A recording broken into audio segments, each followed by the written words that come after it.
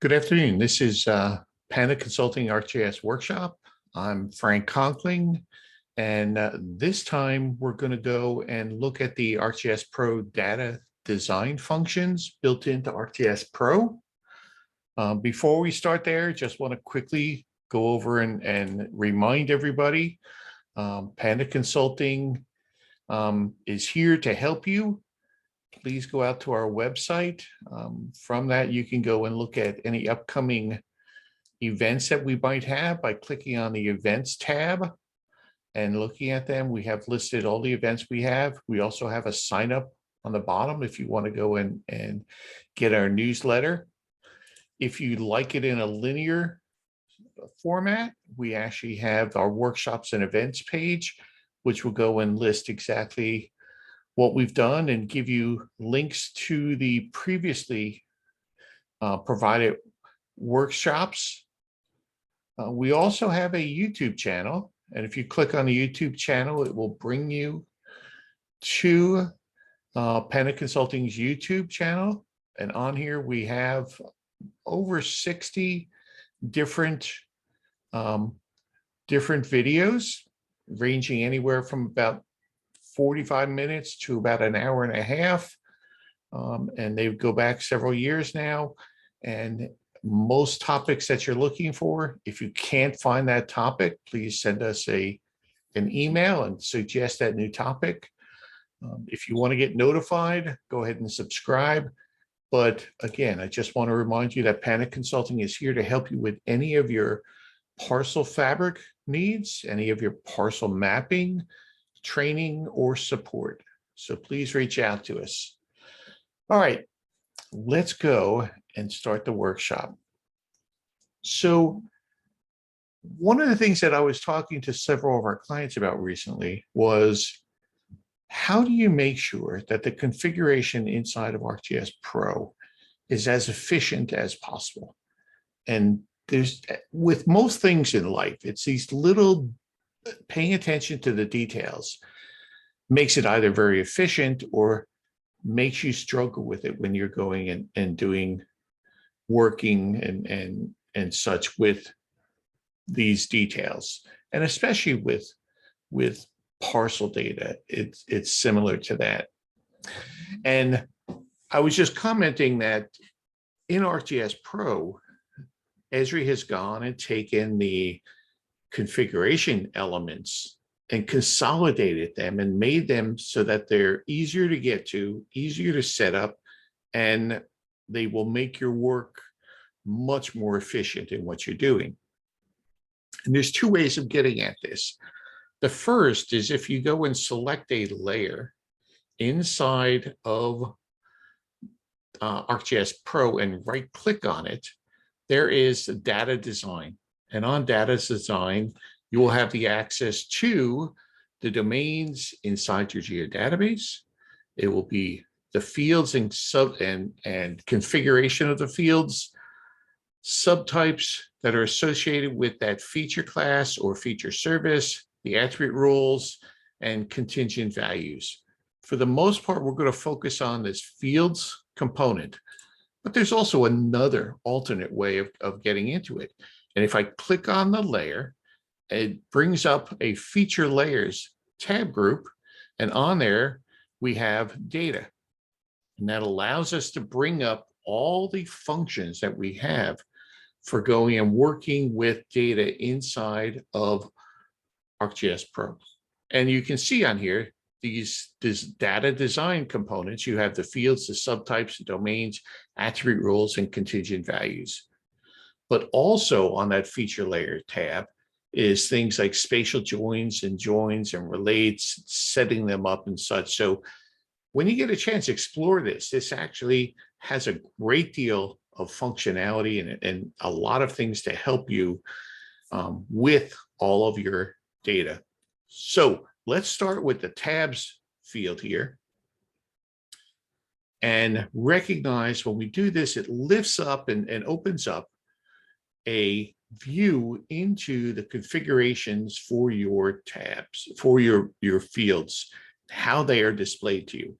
And that's important because you have to recognize that Many of the fields, especially COGO fields inside of ArcGIS Pro, are no longer string values. They're not set up for creating a map. Rather, they are numeric values. They're set up for analysis. And that's one of the biggest challenges is recognizing that the change that's occurring inside of this data structure. Also, we want to go in and talk about how within this fields view, there's actually two different elements. There is, if you pull down this current layer, there is the actual layer inside your table of contents, or up at the top, you see the actual data source. And as you change between these two, for example, when I click on a data source, it no longer shows me the ways in which I can view the data. Rather, it is a view into what the overall structure is. When you're editing against the data view, you basically have the ability to go and add fields, delete fields, and modify fields, but nothing as far as the configuration on how you view fields. All right, so let's go back to the actual view of how it's shown inside of the table of contents. By the way, I'm muting. All right. But by the way, any questions, please go ahead and put them over in the chat window. Chris is moderating the chat window and he'll interrupt me with any questions that we might have. So please, we'd like to make this interactive as much as possible. Please go ahead and put some comments or questions there, and we'll help with this. So let's start with just what these fields are. The first option is the visible fields. This option allows us to say whether or not the user, while they're looking at this from the table view, from the attribute table, from the select table, any of those, whether that field is viewable by the editor, by the user. And like anything else, if I uncheck it, it makes it so that it is no longer visible to the user. The attribute field still stays there, it's just not visible. And going across, we can see, okay, there is the read-only, whether or not it's read-only. By the way, I'm going to reopen this. I don't want to save these changes. Let's just reopen this again so I can reset this. So I can set it to not be visible, for example, on my object ID. Object ID is one of these carryover fields that's system maintained that you really don't interact with much. If you do interact with it, you should keep it visible, but if not, you really don't need to deal with it. It is maintained by the system, so it is read-only, and you cannot go and put anything in there. The field name field actually allows you to go and change the name on existing data. The alias allows us to set up an alias for what we've got. Notice when I'm clicking on this on the top, it's noting that all of these have been modified. I don't want to do that. So I will stop clicking on it. But as I go and make a change here, for example, I change the object ID to be not visible, it will note, oh, there's a change here, and allow me to go and save it. Or if I have an edit there, save will be disabled, and you'll actually get a notice up here that says you've got to commit to the save before you can actually make a change in the configuration. So again, the alias will allow you to set an alias for any of the fields. It will give you the data type, whether or not you're now allowed to have null values stored in there, or think of it this way, this allow nulls is whether or not a value is required there all the time. Highlighting allows you to go and set whether or not that attribute field is highlighted when you are looking at it either through the attribute table or through the attribute dialog box. And so that's one of the things we're going to be configuring here soon. Numeric value, we're actually going to change the numeric representation here, and we'll talk about that a whole lot more. Then it gets into whether or not we have any domains stored against that COGO attribute, or excuse me, against that attribute field. And if we do, whether or not there's a default value assigned to it, and the length field in here. So Chris, I just saw that Mark actually asked a question. Mark is asking, does ArcGIS Pro allow highlighting in multiple colors? It does not. Actually, highlighting is only one color. However, you'll often see where you'll see two colors in the attribute table or in the attribute pane, in which you'll see yellow, which is the standard highlighting. And if there is a subtype stored against an attribute field, if something has a subtype on it where you're looking up the subtype values and you can only choose between those, you'll actually see it in green, especially if that's the attribute field on which the symbology is based. So you'll see two different colors. You'll see yellow or you'll see green. Yellow is highlighting. Green means that there's actually a subtype stored against it. All right, so as we go through here, again, I can turn fields on and off. I can actually go and take a field and change the location of it within the table of contents or within the attribute pane when I'm doing this. So you'll see that I've gone and taken object ID, turned it off, and then I've taken the shape field and the global ID, and I've gone and moved the location of them. So real quickly, I'm going to save this out and go to my attribute table and look and see how that changed. And in fact, the object ID, the global ID, and the shape field are no longer at the front of this record. Matter of fact, if I scroll all the way over, I will see those are now at the end. So one of the first tips that I have for you is that when you are trying to optimize and configure your data so that it's really easy for you to work with, take those attribute fields that you work with all the time. In this case, this is a COGO enabled line feature class. We're going to take those COGO fields that we work with, and we're going to configure them, and we're going to put them near the very top of our list, at the very left of the attribute table and the very top at the attribute dialog or the attribute pane. So let's just go through this a little bit more. In this case, we see created by record and retired by record. These are, in fact, parcel fabric fields that are maintained by the system. It's a good idea to just make them read only, and then we want to move them out of the way. You cannot turn them off. You want to keep them accessible so the system can interact with them. It turns out that in the parcel fabric, the created by record is the main relate attribute on there. So again, we're going to move that down and save this out, and then go back and open up the attribute table and look. And now we can see that, in fact, the direction, distance, radius, the COGO fields are up here before anything else is here.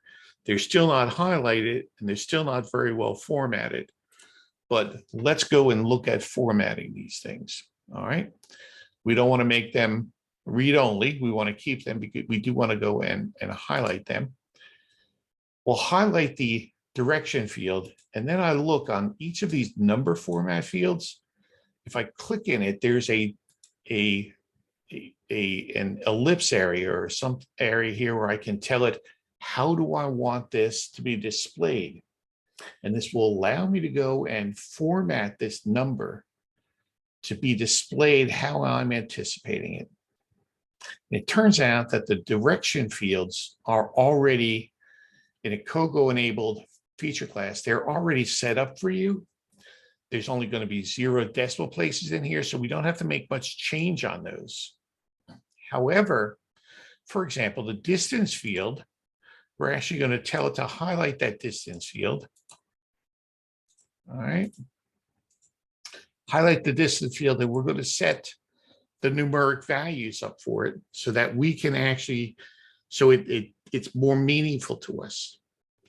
Right now, by default, they're all carried out to 6 decimal places.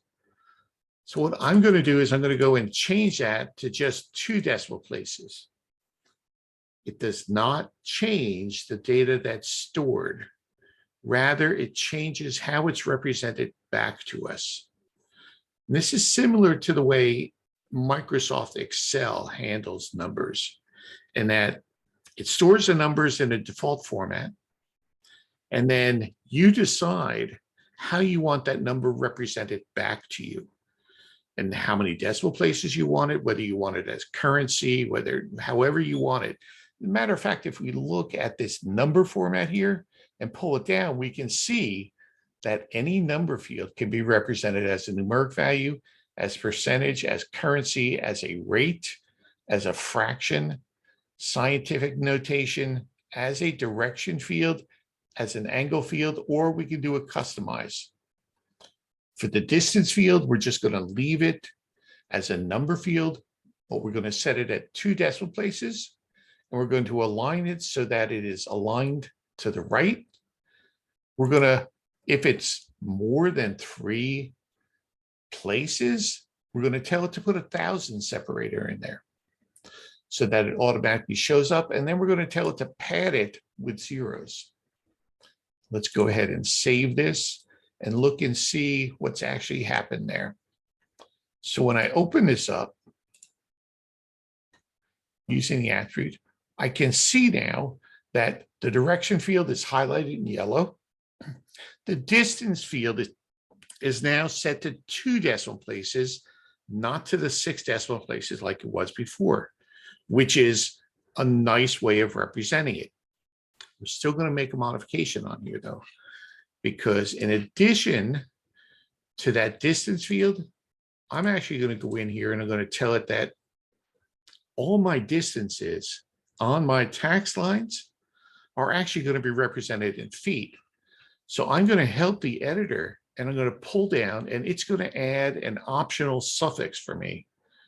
So I can go and tell it that this is in feet on here, and you'll note all the different variations I have on here, but I'm just going to tell it to put it in feet. And when I click on this and save this and then open it up so that we can see it, I can now see that within the configuration, this is now telling me that those distances are all stored as feet on here. All right, a good way to help you to draw your eye to the highlighted fields and to make sure that they are presented back to the editor or the user in a format that they can go and understand quickly. So let's go in and proceed down through this. Again, we are working against a COGO enabled line feature class. The next one is radius. Let's go ahead and highlight the radius field, and we'll make similar changes to it and make it 2 decimal places on here. We'll make it right aligned, so 1,000 separators padded with zeros, and that radius is going to be feet. So we'll also put it there. The arc length, we're going to do the same thing. We're going to make the arc length 2 decimal places, show thousands padded with zeros, and then we're also going to set it to feet. All right. So as we go through here, let's go and open this again just to see it. And we can see right now, let's go and see if we actually have any. We do. We have some radius fields in here, some attributes for radius, so that we have a curve here. We can see that it's actually put a 1,000 separator, a comma to separate the thousandths of a foot. Same way with the arc length in here. we have the same thing, and it's actually going and showing that. Note that on the radius field, it actually has positive values and negative values. That's because the positive value means that the curve is concave to the right, and a negative value means that the curve is concave to the left. So it's a way for the software to determine which way it curves, whether it's curved to the right or curved to the left. That's by the radius value that's stored in there, right? So let's go back here a little bit more and look at the radius 2. What is the radius 2? Well, it turns out the radius 2 is a way to store information about a couple different types of curves. For example, if you have a spiral curve, a radius 2 is associated with a spiral. If you don't have spirals in your county or in your data set, you can turn this off. Same way with Bezier curves. If you don't have Bezier curves in here, it might be a good idea to go and turn off the radius 2 field. Why do you want to turn off fields if you're not using them? It makes it easier and more efficient. It gives you less things to look at. Again, you want to go and make your attribute table, you want to make your attribute pane and other areas as efficient as possible when you're viewing them. All right, let's go save this one more time. Let's go down and see what else we might highlight. Well, it turns out that the COGO type is actually a very important field inside of the parcel fabric. The COGO type field actually has, it's a coded value domain. It actually has 3 different values in there. It has 0, 1, and 2. 1 or 0 means that the actual editor entered the COGO value in here. And so that's one that comes from a deed. That's a record value that's stored against that line. And that's stored on the line value. If in fact, that's not the case, but rather the information, the COGO information, the direction, the distance, the radius and the arc length, if it's a curve, if it was inversed or calculated from update COGO, that value was from geometry. And that will give you an indication of whether or not you should rely upon that, whether it's part of the record data or whether it's not part of the record data. So that will tell you, in this case, that if it's from geometry, it means it was inversed. It was not part of the record. Finally, we have computed.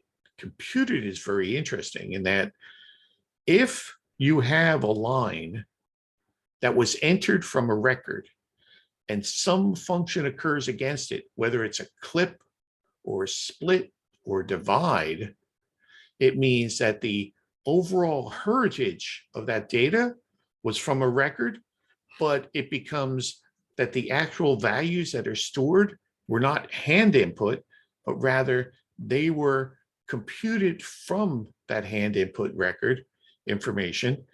And so it will tell you that there's better confidence in those values that are stored there because of that. So when you're looking inside of a parcel fabric and you're looking for whether or not something has some confidence in it as far as whether it's reflective of the record or not, you're going to be looking for either entered values or computed values, and you can pretty much just discard the inversed or from geometry values that are in there. So that is an important field that you want to go and at least highlight in here, and that's what we've done here. The next field is COGO ground in here. Well, it turns out that in the parcel fabric, you can use what's called a ground to grid adjustment on it. And that will allow you to go and do things like correct for assumed bearings in there. And it will allow you to go and put scaling factors on here if you're going to scale up, because again, within most surveys, they will give you grid bearings and ground distances. So when you're taking the ground distance and adjusting it up to the grid, there's going to be some scaling going on there. So if you set, or if you have set against COGO values, a ground to grid adjustment on it, this field will automatically say yes or no. Was there a ground to grid adjustment applied to this line on here? And in the parcel fabric, that will automatically get set to yes if it was adjustment, and no if there was not, or null value if there was none.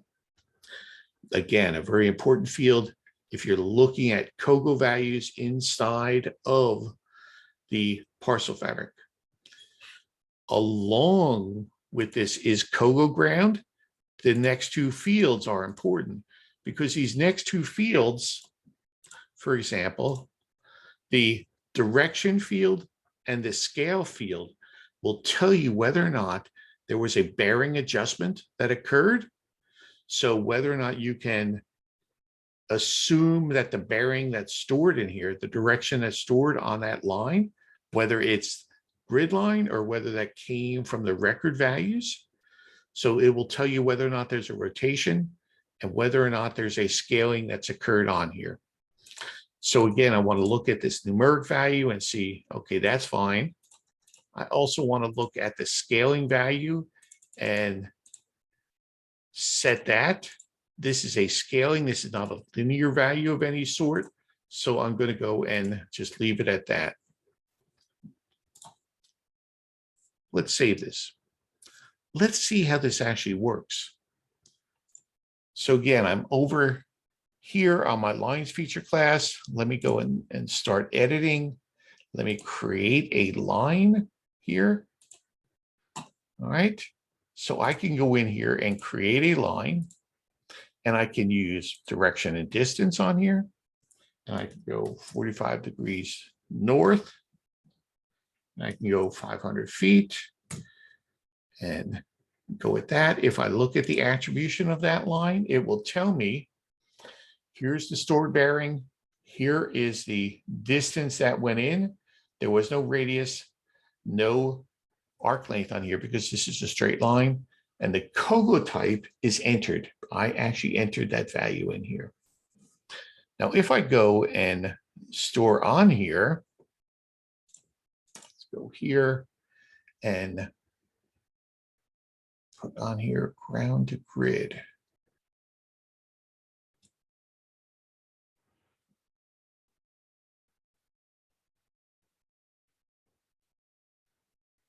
Oh, am I not seeing my ground to grid on here?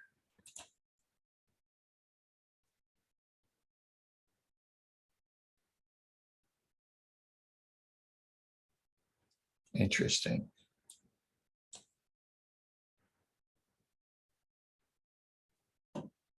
I'm not seeing ground to grid on here. Let's go and modify. This is a, I must have this set up to not show ground to grid on here.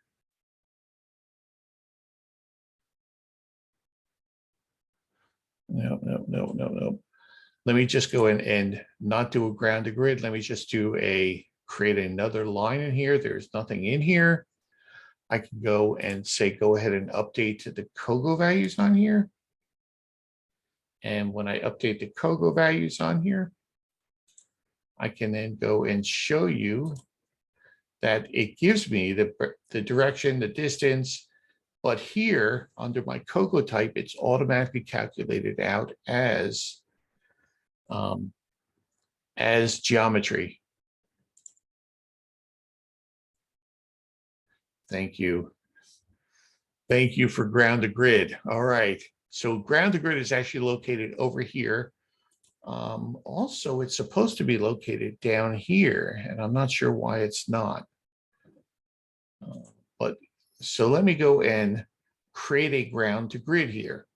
And let's go and tell it the ground line, what the actual bearing is supposed to be, and then tell it that this line should now be 90 degrees I still don't see ground to grid on here. So let's go and say, okay, let's start here, do a direction and distance, ground to direction and distance. Why is it not showing me that? Sorry about that. I don't know what this is. I just upgraded today to 292. I'm wondering whether that's not here.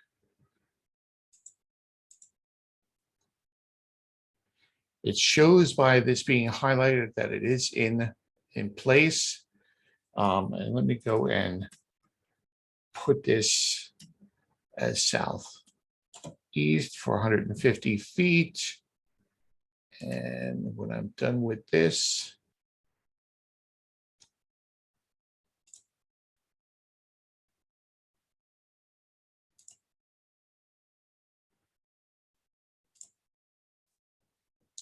thank you.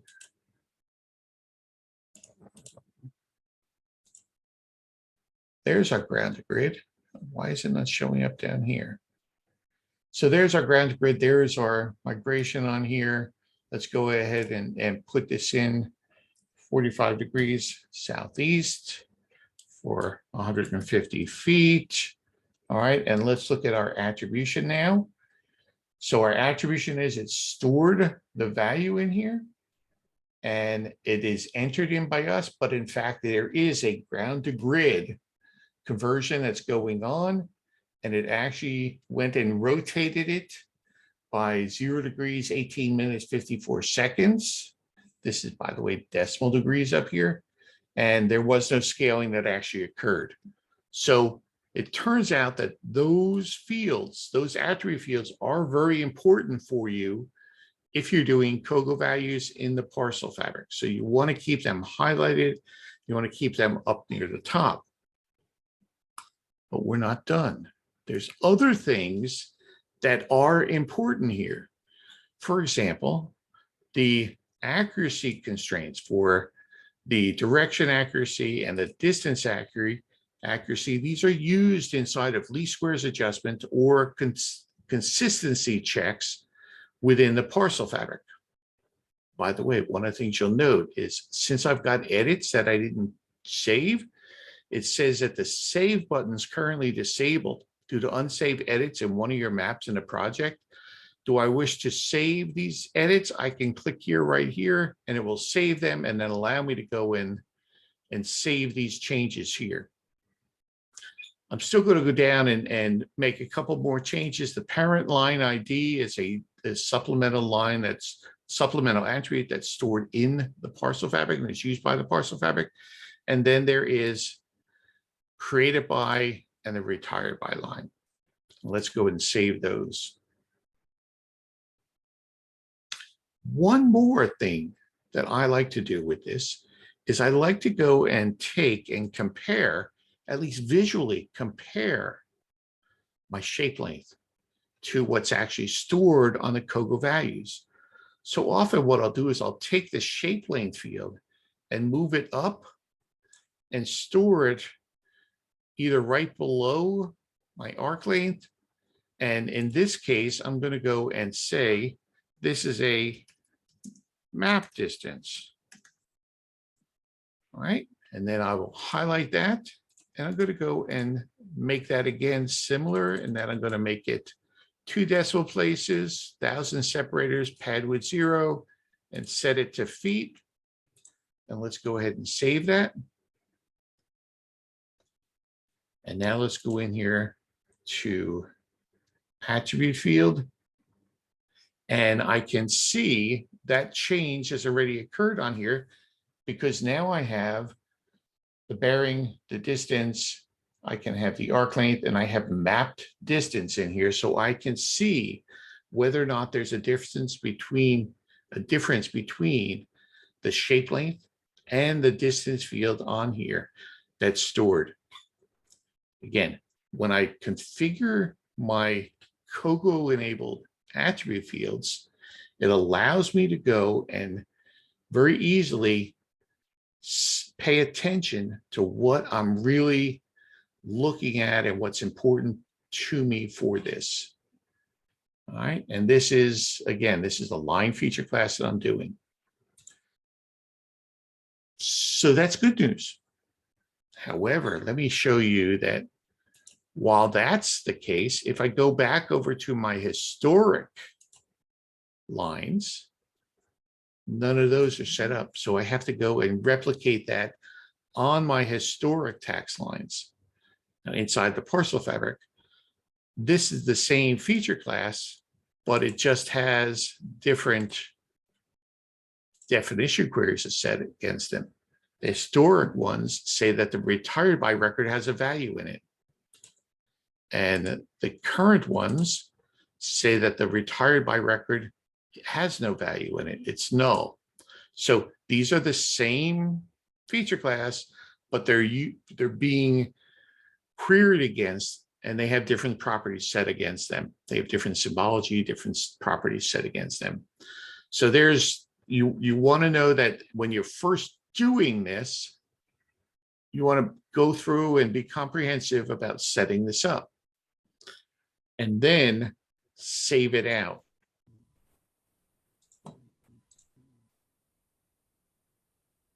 And not quite sure who is active right now. All right, so those are line feature classes that we've been dealing with. Let's talk about the Polygon feature classes, because in many ways, there's certain things in there that we want to go and highlight and make it so it's obvious on here, and others. So let's again go to data design, go to fields, and look at it. We want to do some of these simple things. We want to turn off object ID. We want to take the global ID and the shape fields and move them down to the bottom. We want to take our name field. That should be highlighted. That's a very important one. Within the parcel fabric, we want these created by and retired by fields. We want to put them down further. Stated area field. This field actually, by the way, you'll note there's actually a minimum of 3 different area fields inside the parcel fabric. There is the stated area field, the calculated area field, and then there's the shape area field. These are all important. The stated area field is in fact the deeded acreage, the acreage that appears on the deed or is reflective of what's on the deed. It doesn't necessarily have to be on the deed. It could start out as on the deed, and then you go and split it. When you do a split, if you have a value in the stated area, it will automatically be updated with what that new value is. So let's go through and set this. Say, okay, we want to make sure that we see that, and we want to set up the highlighting for that. And it's going to be 2 decimal places. If you wanted it 3 decimal places, you could, and thousands and padding.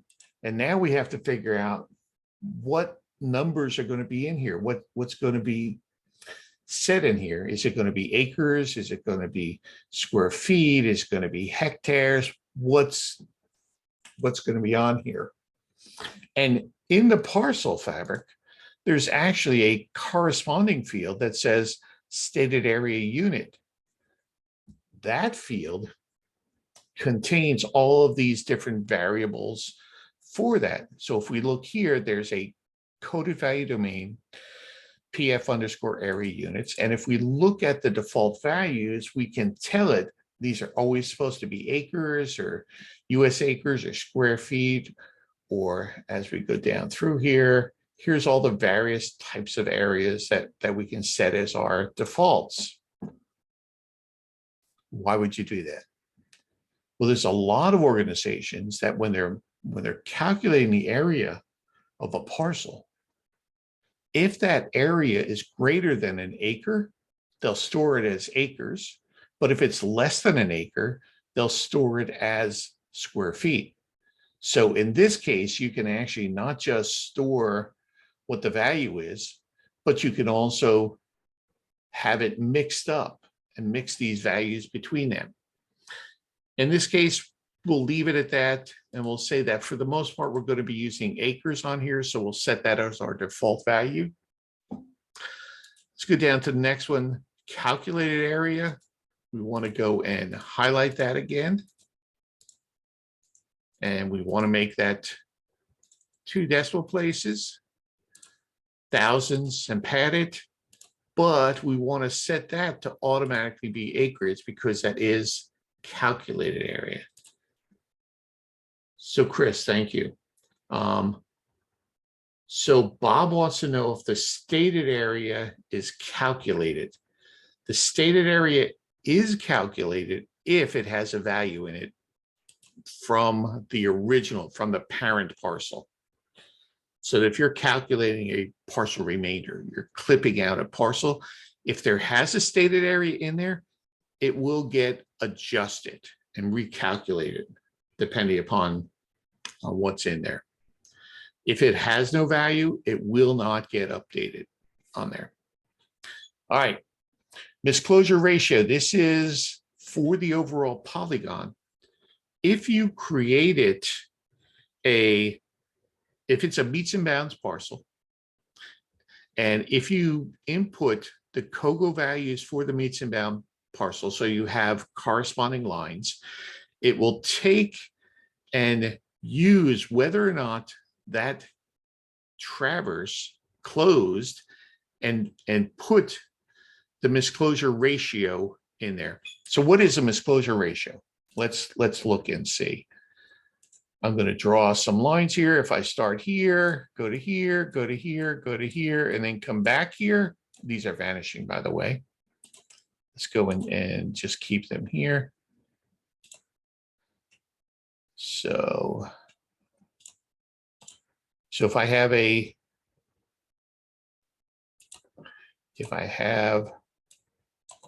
traverse,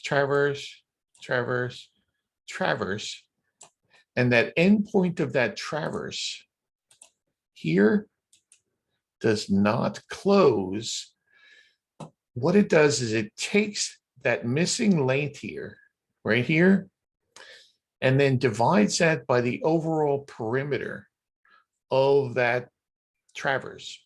So it is a ratio between what that distance is and the overall perimeter. So if you have a 1 foot difference, 1 foot and that overall traverse might be 10 miles long, that's not a big difference.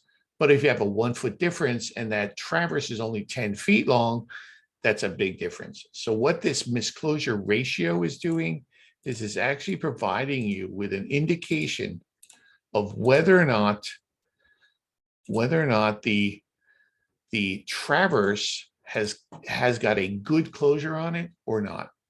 Surveyors use misclosure ratios to determine whether or not the work and the observation they've made is within the limits of that's required for that survey.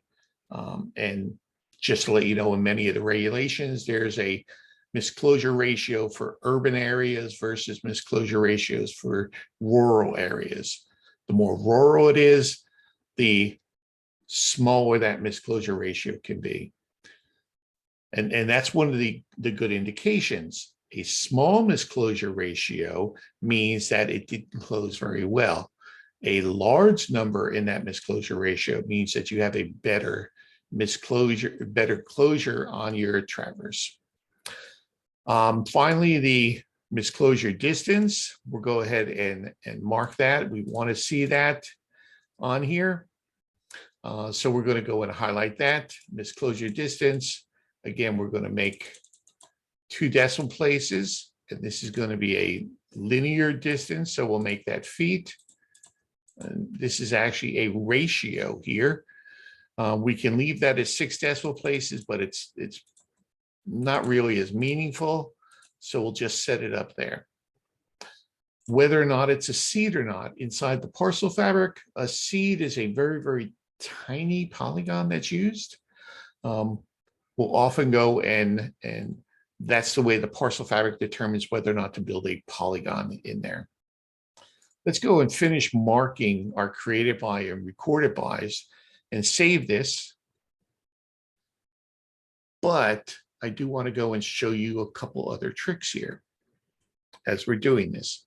There's a couple other fields. On our line feature class, we went and looked at the shape length field. We're going to go and move that up, but we're also going to move the shape area field up.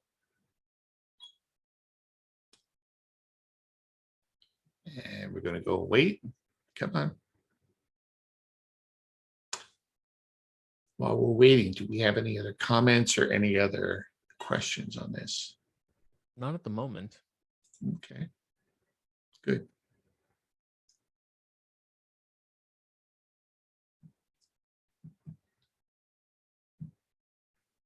All right.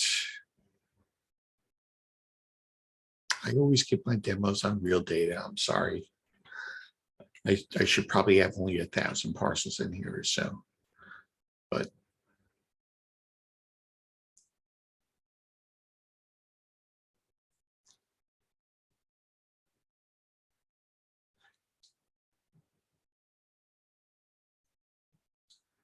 come on, one more thing.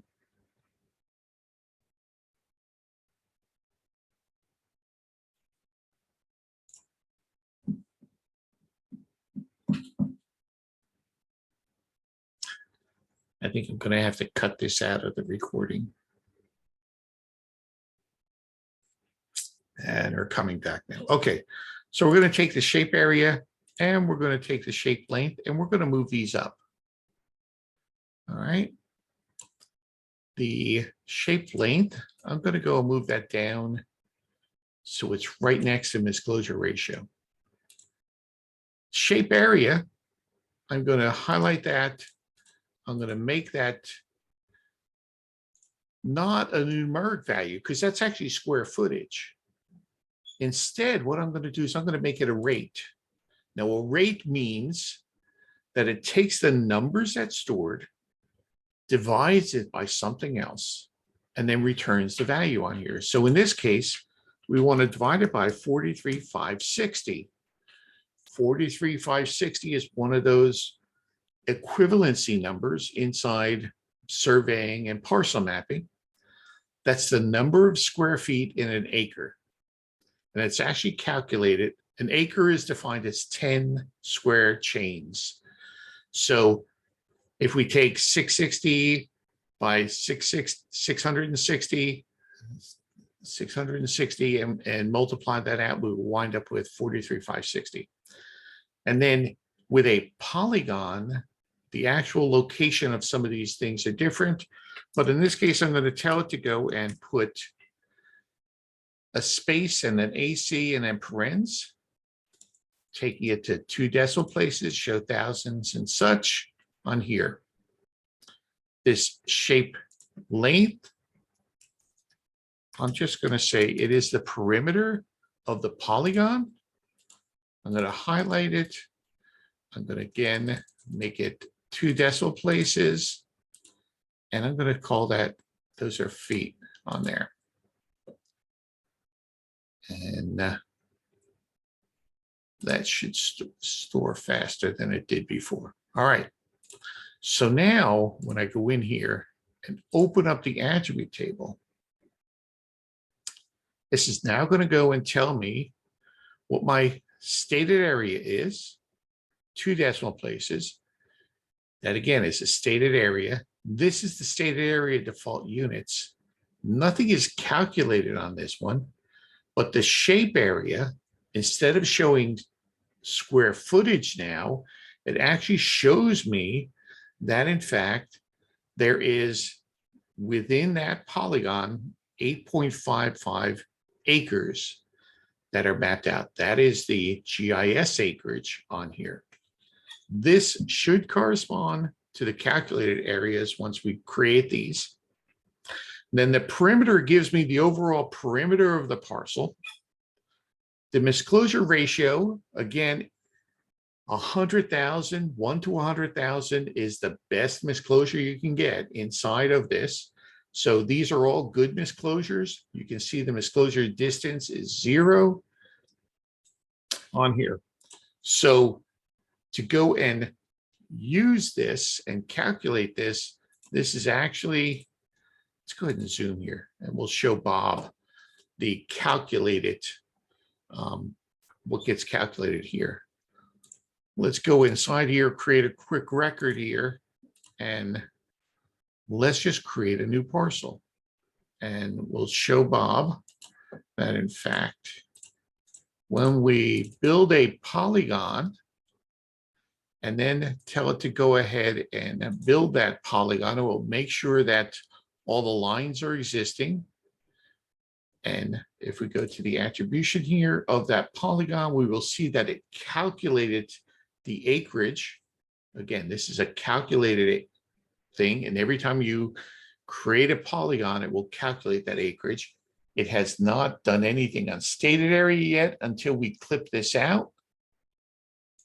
Let's clip that polygon out and see what happens. And on this one here, it didn't calculate that. We usually go and sure that, but Bob, I may not have been correct as far as whether it calculated. Interesting here, it does say that it is stated areas.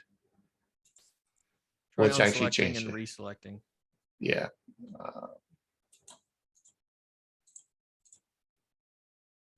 Still nothing here, and still nothing here. Again, we have no attribute rules in this.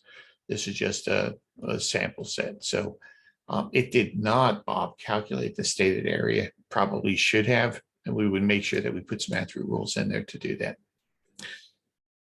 But I think you can see that overall, configuring these components in here will make it much more efficient in what you're doing. It will tell you things about your data at just being able to glance to it.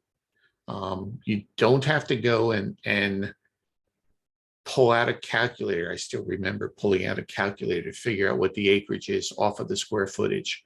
I can use the configuration inside of here to tell me what's the acreage within the square footage, what's the automatic conversion for me, what's the perimeter of a parcel, you know, and again, within the parcel fabric, I'll be able to see what the misclosure ratios are for the lines that formed it and such. All right, let me see, is there anything else that we need to do here in talking about this? I don't think we do.